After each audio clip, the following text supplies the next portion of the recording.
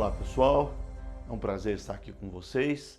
O meu nome é Ulisses Araújo, professor da Universidade de São Paulo, e eu vim aqui conversar com vocês hoje sobre a temática da escola e comunidade, as relações entre escola e comunidade, ou o que muita gente tem chamado hoje em dia de cidade educadora. Como que você transforma o entorno da cidade, o entorno da escola, como espaços educadores? O que está por detrás desse princípio que a gente está trazendo aqui é a visão de que a escola precisa romper com os muros, com as quatro paredes que foram criadas, inventadas no século XVIII, no século XIX, para controlar os alunos e a forma de transmissão do conhecimento.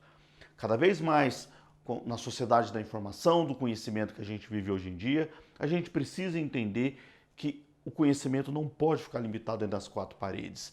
Então, nesse sentido, a escola precisa romper esses muros onde ela foi construída.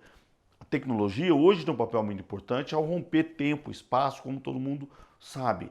Mas, ao mesmo tempo, não só isso, nós precisamos falar de fisicamente romper esses muros da escola, levar os alunos para fora da sala de aula, incorporar, no caso, nós estamos dizendo aqui, os recursos da cidade, tudo que está no entorno dessa escola, para que a gente possa desenvolver projetos que sejam significativos para os alunos. Esse é um pouco do conceito de cidade educadora. E quando a gente fala de cidade educadora, nós podemos pensar em três formas diferentes de pensar como que a cidade, na relação com o conhecimento, a gente pode transitar nessa forma de entender a relação. A primeira delas é aprender da cidade. Eu coloco uma foto aqui de uma enchente, quer dizer, uma cidade, uma rua que transborda de água. Essa cidade está nos ensinando alguma coisa que a gente pode aprender sobre aquilo. Certo? A cidade, isso que eu aprender da cidade. Um outro exemplo é aprendendo a cidade. É quando a gente observa os fenômenos que a cidade, sociais, culturais, políticos, físicos, uma calçada que está com problemas, quer dizer, a gente apreende a nossa cidade, o nosso bairro ele não é acessível, por exemplo. Então eu apreendo a cidade, eu aprendo a cidade para poder, inclusive, ajudar a transformá-la. Eu também aprendo na cidade. A minha cidade tem um campo, ela tem espaço que no meio de prédios ela pode ter um parque, ela pode ter um espaço de lazer, você entendeu? Então eu vou aprender na cidade como me apropriar dos conhecimentos que estão ali. E é isso que a gente está chamando então dessa cidade educadora e que ajuda a gente a compreender esse fenômeno que a gente está falando das relações de escola e comunidade e de como que isso pode ser trazido para o currículo, para dentro da escola, para dentro da sala de aula, que é o nosso objetivo com esse projeto, com essa aula. Eu só quero chamar a atenção que tudo isso que a gente está falando, todo esse conhecimento que está fora da escola, ele precisa entrar dentro da escola. Como que ele entra dentro da escola? Que é a instituição que foi criada para instruir e formar as futuras gerações, através do currículo. Então tudo isso que a gente vier a trabalhar, que romper os muros da escola, a gente precisa botar isso dentro do currículo. É isso que a gente vai querer discutir com vocês aqui. Como é que você faz essa articulação entre escola e comunidade? Então eu vou descrever para vocês o que eu chamo de 3 movimentos. Como que você começa um projeto dessa natureza? O primeiro deles é entendendo que eu preciso sair de dentro da escola, levar a escola para fora dos seus muros. Esse é o primeiro movimento. Eu vou sair da escola com os meus alunos, vou lá para fora dos muros escolares para aprender a cidade, o bairro, a comunidade do entorno, e depois eu vou trazer isso para dentro dos muros da escola. O que eu aprendi lá fora, certo? Eu vou trazer para dentro do currículo. E finalmente, qual que é a chave de todo esse processo para poder fazer com que isso funcione de forma adequada? É respeitar o protagonismo dos alunos. Entender o aluno como o autor do conhecimento, como o sujeito da aprendizagem, que é aquele para quem a escola precisa dar autoridade, autonomia, deixar com que ele desenvolva o que a gente chama de uma aventura do conhecimento. Então é assim que a gente faz essa articulação. Essa imagem que eu estou mostrando para vocês agora é mostrando o entorno da escola, como a gente fala muitas vezes de bairro-escola, de como você, a partir da escola como centro, você sai e vai percorrendo os caminhos da escola. Eu tenho um projeto que eu desenvolvi uma vez, por exemplo, que ninguém nunca tinha percebido, mas os alunos numa escola periférica na cidade de São Paulo, eles um dia resolveram ver quantas igrejas tinham naquela comunidade. Eles contaram 43 igrejas. Certo? Então eles circularam, eles andam por aquelas ruas todos os dias, mas sem observar que não tem uma guia rebaixada, a quantidade de igrejas e de matizes diferentes das religiões, etc. Quer dizer, como que as pessoas vivem na cidade, mas não se dão conta do que está no seu entorno.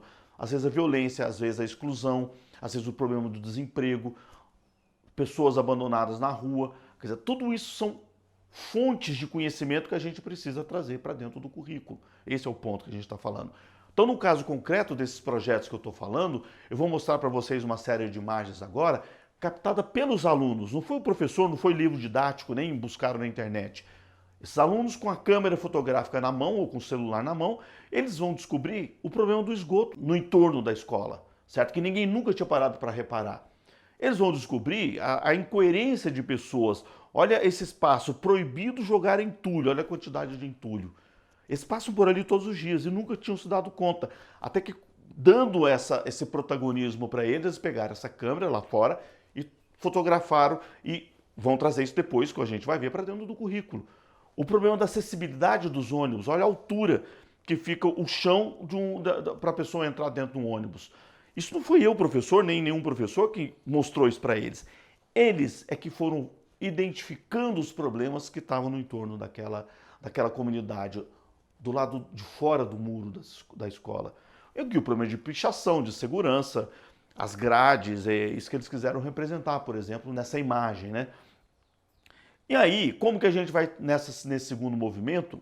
Em princípio está meio confuso, mas nós vamos clarear isso com o passar do tempo, certo? Como que você organiza esse currículo para trazer tudo aquilo que foi feito lá fora, que eles observaram lá fora, que eles entrevistaram as pessoas, como que eu vou trazer isso para dentro do currículo? Então, essa imagem aqui, que é uma imagem de uma rede de conhecimento, como que você organiza um projeto dentro de uma escola, ela mostra, por exemplo, que está em vermelho, as disciplinas curriculares, que você tem um professor de língua portuguesa, de história, de matemática, etc.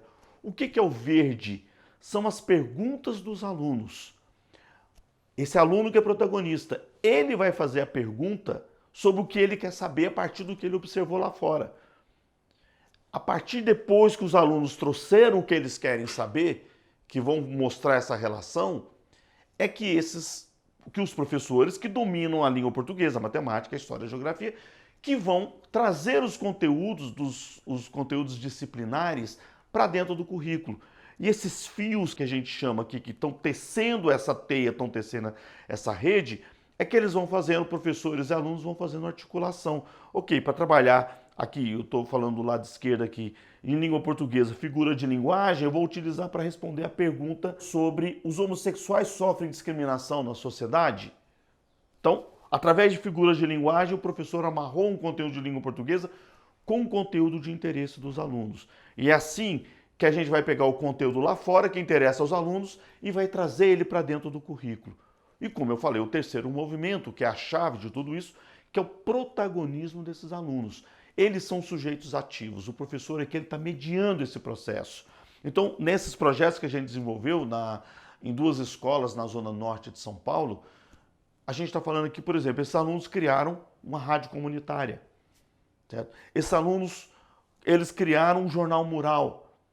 Eles criaram, junto com professores que estavam querendo fazer um resgate da cultura afro-brasileira, eles criaram um grupo que chama o Batuquerê, que é um grupo de resgate de origens afro, que tinha tanto danças quanto percussão. Alunos criaram grupos, essa história da escola não está limpa, etc. Eles se organizaram para limpar a escola. Cursos de capoeira, curso de teatro. Quer dizer, esses alunos, a verdade é o seguinte, eles não iam embora da escola.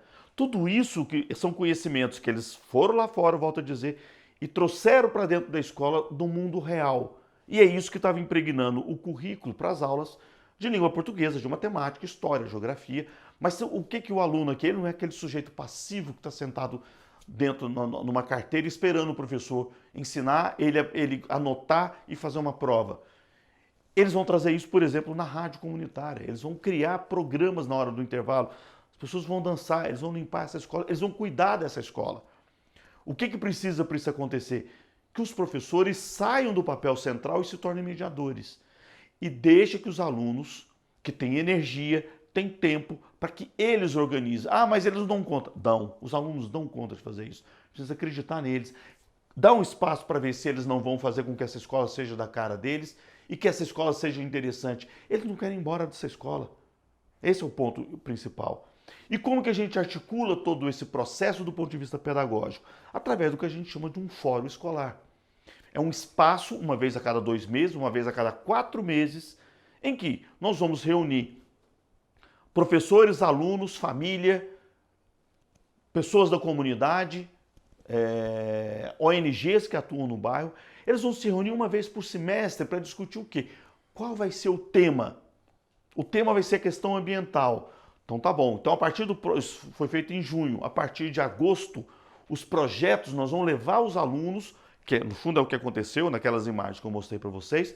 Houve uma decisão de que a questão ambiental no bairro ia ser o tema do semestre seguinte. A partir daí, os professores começaram a levar os alunos para o lado de fora da escola, romper os muros da escola, para eles observar as questões ambientais no próprio bairro. E daí a trazer para poder fazer a produção de texto, a matemática, a história, a geografia. Mas o que mobilizou todo mundo foi uma decisão coletiva. Um dia no semestre, professores, alunos, famílias, todo mundo junto, reunido, com lanche, etc. É isso que a gente chama de um fórum escolar, onde eles vão se reunir e vão tomar uma decisão, fazer discussão de problemas que afligem aquela comunidade. E a partir daí, o currículo da escola passa a estar integrado com a vida das pessoas. E é isso que passa a fazer sentido para elas, essa escola. Então esse foi o objetivo da gente mostrar a importância da relação entre escola e comunidade e de como que a escola pode ter um papel protagonista também nessas transformações da sociedade e do mundo. Fazer com que essa escola seja significativa para esses alunos, mas também para a comunidade. Para que a mesma ONG que atua com o aluno num período que não é o período da escola, no período invertido, ela também se envolve com esses projetos e ajuda a fazer com que essa escola tenha sentido para esses alunos. Então, esse é o objetivo da nossa aula de hoje, para mostrar um pouco de como que a gente pode fazer essas relações entre escola e comunidade e ajudar a transformar o entorno da escola e melhorar a vida das pessoas. É isso. Um abraço a todos e a todas e até uma próxima oportunidade.